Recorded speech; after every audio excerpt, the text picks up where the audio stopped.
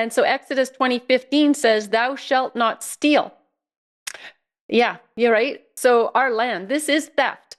This is our land is being stolen. There is no other way to look at it. Now, remember when I started the show, I started with a Bible verse, and it was like, when you go into a country, don't sign treaties with them.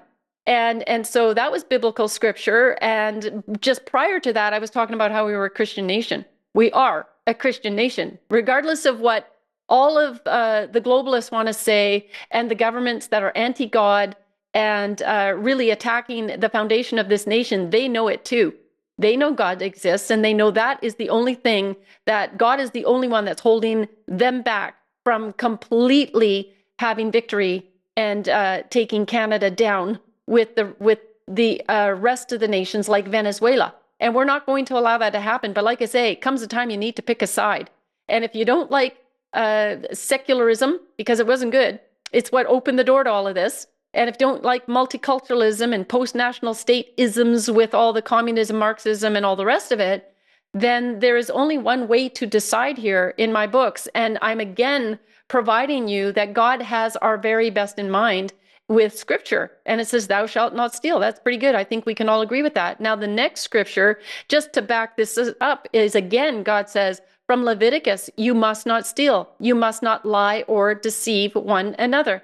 So what is David Eby doing right now, and Nikki Sharma and Justin Trudeau and Mark Carney? They're lying and deceiving. And we got to put a stop to this. But if we had cared about who we were electing into office, all of these individuals would be taking an oath on the Bible and adhering to that happily. Not by force, but they'd say these are really good principles and values by which to live by. The next Bible verse, I got a couple of tonight, is Exodus 20:17. You shall not covet your neighbor's house. You shall not covet your neighbor's wife, nor his male servant, nor his female servant, nor his ox, nor his donkey, nor anything that is your neighbor's. What are the Indians doing? They're coveting what we have, and they've stolen a lot from Canadians.